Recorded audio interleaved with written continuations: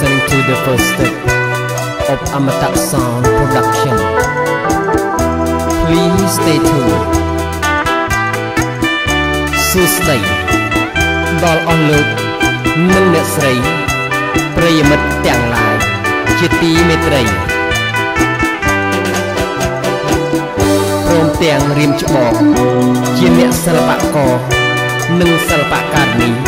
ជាទីគោរពនេះជាជំហានទី1នៃផលិតកម្មសំឡេងអមតៈយើងខ្ញុំបាទអាងសុផាន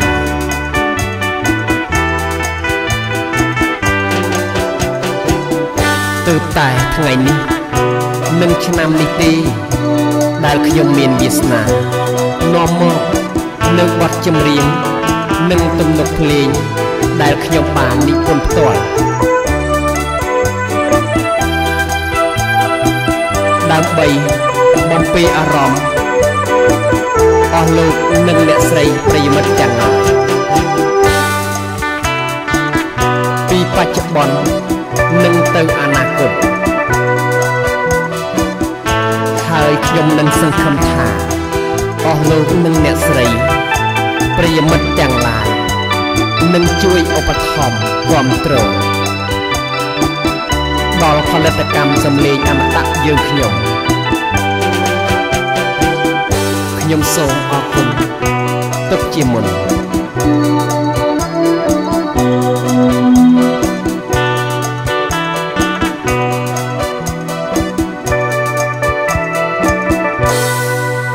ន្តទៅនេះ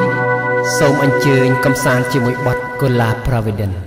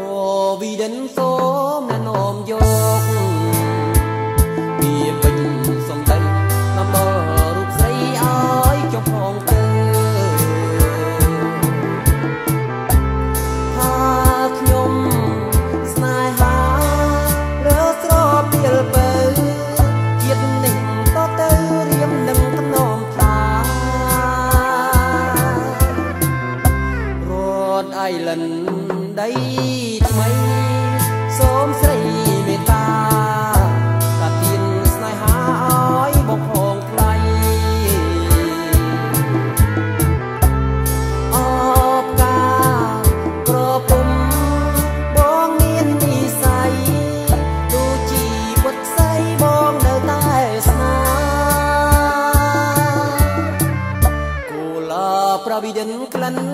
ក្រអូ